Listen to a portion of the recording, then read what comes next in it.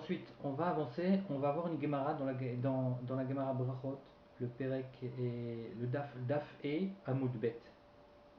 Alors, Gemara nous raconte comme ça Rabbi Chia bar Chaba Chalash. Rabbi Chia bar Chaba est tombé malade. Al Gabea Rabbi Yochanan, et Rabbi Yochanan, lui, il est rentré pour lui rendre visite. À Marle, il lui demande Chavivin Alecha Yisuri. Est-ce que ces souffrances te sont chères? Et il répond, Rabbi Chia Baraba, il lui répond à Marley, donc il lui répond Lo en velo scharan. Donc là, en fait, ce qu'il faut savoir que chez les tzadikim, les souffrances, on parle de Isurim chez l'Ava, on a beaucoup de souffrances qui viennent chez les tzadikim pour les renforcer. C'est vrai que pour les renforcer, c'est une notion que lorsqu'un tzadik il accepte ses souffrances avec amour, et finalement ça lui donne des mérites. Ça lui donne des mérites. Même Gam, il y a une notion comme ça lui donne même Arichut Yamim, et beaucoup de mérite. Donc là, il lui dit non, il dit moi ça m'intéresse pas ces souffrances, et je veux même pas leur mérite, ça m'intéresse pas ces mérites. C'est-à-dire qu'il était tombé malade à tel point qu'il pouvait plus étudier la Torah. En général, c'était ça leur problème, c'est que moi, ça m'intéresse pas ces mérites, les mérites, ces souffrances. Moi, ce que je veux, c'est étudier la Torah et me renforcer. Donc, par la suite, Rabbi Yochanan, il lui dit Avli, Ya'av le Yadea ve'okmiya. Il lui dit comme ça donne-moi ta main. Et Rabbi Chia Baraba lui a donné sa main, et Rabbi Yochanan, il l'a levé. On continue. Une autre anecdote. Cette fois, Rabbi Yochanan, lui, il est malade. Rabbi Yochanan Khalash, Al Gabea Rabbi Hanina. Rabbi Hanina est entré pour lui rendre visite. Amarle, il lui a demandé Chavivin Alecha Yesurin. Donc, la même question. Il lui demande est-ce que ces souffrances sont-ils chères? Et Rabbi Yochanan il répond Amarle, les en velos traran. Rabbi Yochanan dit non, mais même ni ces souffrances et ni leur salaire, ça ne m'intéresse pas. Les Rabbi Hanina lui dit Avli yadecha, donne-moi ta main, veokmia. Et Rabbi Yochanan donc lui a donné la main, et Rabbi Hanina il a levé. La Gemara pose une question. Elle lui dit Amai lokmim Rabbi Yochanan et nafshea. Pourquoi Rabbi Yochanan ne se relève pas lui-même de sa maladie? Puisqu'on a vu déjà Rabbi Yochanan, il est allé rendre visite à une personne qui était très malade, et à Rabbi Chia Baraba, et il a réussi à lui à le sauver. Donc on pose la question, mais pourquoi Rabbi Yochanan cette fois-ci? Pourquoi il n'a qu'à se lever lui-même, il n'a qu'à se sauver lui-même? Et là la Gemara elle répond Amar en chavush matir atzmo mi beit ha'asurim. Un captif ne peut se libérer de la prison. Il a besoin d'être aidé par une personne de l'extérieur. C'est une notion assez intéressante de voir que finalement, parfois, même si une personne a les capacités physiques de se relever, parfois une personne ne peut pas s'en sortir. On a besoin d'une aide de l'extérieur. Et sans cette aide, la personne peut périr, peut sombrer, ne peut pas se relever de sa maladie. Et on a un très bel exemple dans cette Gemara que le fait d'aller vers l'autre dans les moments difficiles, c'est d'une importance exceptionnelle et capitale. Donc, de là, je vais vous raconter deux petites anecdotes, deux petites histoires concernant le Rav Steinman de la Shalom. Il y a quelques années, le Rav Steinman est venu à Paris nous renforcer la communauté. Et c'est la première fois que j'ai vu un gadol, que je l'ai vu. Et on était rassemblés, il y avait énormément de monde. On l'a accueilli, on était très heureux. Et c'est la première fois que j'ai fait la bracha sur lorsqu'on voit un gadol dans la Torah, on doit faire une bracha. Et donc il nous a parlé, il nous est venu nous renforcer, il nous a parlé, et il a dit quelques mots. moi je vous avoue que je m'attendais à un discours, un grand discours d'un Gadol, des grandes paroles de renforcement, et finalement il a eu des choses assez simples.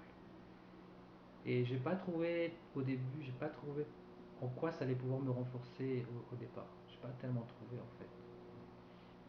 Et je veux dire qu'aujourd'hui, finalement, la lumière, elle apparaît seulement aujourd'hui dans ma vie, dans mon cœur. Il expliquait comme ça que une personne, lorsqu'elle mange, lorsqu'elle a besoin de se nourrir, elle va elle-même se trouver son remède. Elle va elle-même manger et elle va même nourrir son corps. Et cette nourriture qui va pénétrer dans son corps va elle-même le renforcer et lui permettre de se maintenir en vie. Et il explique que personne ne peut faire ça à la place. On peut pas, hein, même si une personne donne à manger à l'autre, c'est la nourriture qui est importante pour le gouffre, qui va le permettre de le mettre en vie. Si maintenant tu dis à un ami à toi qui est à l'autre bout de la planète, bah écoute, moi je jeûne, mais toi tu manges à ma place, et ça va me permettre à moi de survivre. C'est impossible. Mais il a expliqué comme ça que il a expliqué comme ça hein, que du point de vue spirituel, au Rouhani, c'est différent. On peut prier pour quelqu'un d'autre et lui apporter la refoua.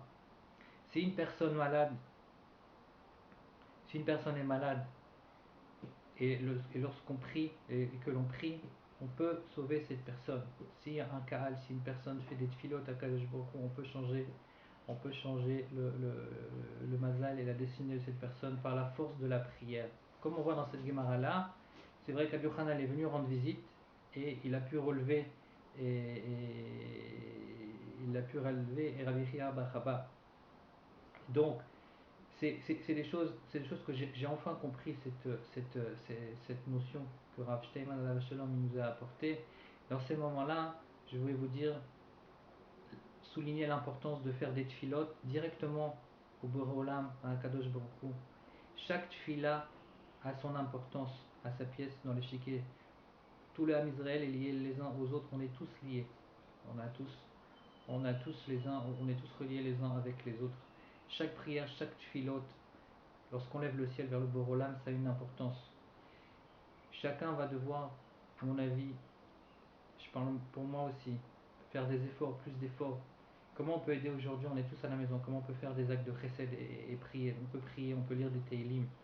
On peut aussi renforcer l'autre, ne pas forcément se déplacer, aller tendre la main vers l'autre pour relever l'autre, mais ne serait-ce que passer un coup de fil, prendre des nouvelles des personnes que l'on aime, des personnes que l'on connaît, des personnes qui ont besoin. On peut leur passer un coup de téléphone et faire un appel vidéo. C'est des choses qui comptent.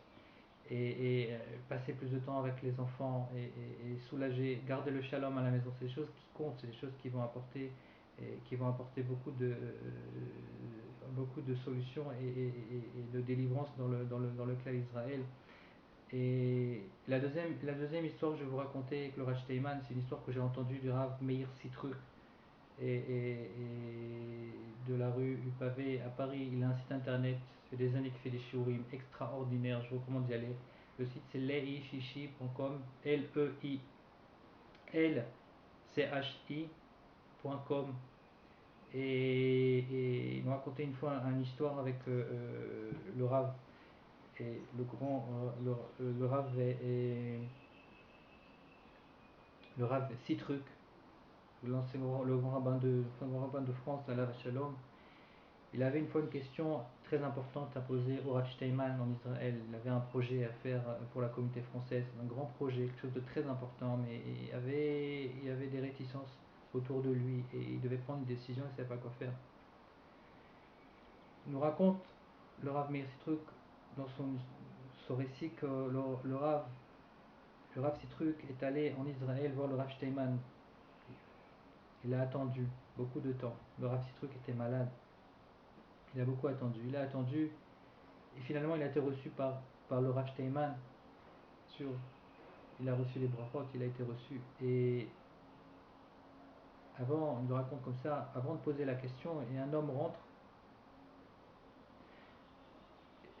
parle au Rav Steinman à son oreille comme ça, ressort. Le Rav Sitruk demande au Rav Steinman, expose son histoire.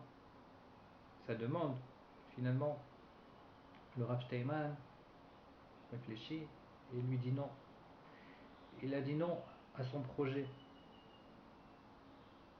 Et le Rav Sitruk, Allah Shalom, est reparti. Il n'a pas posé de questions.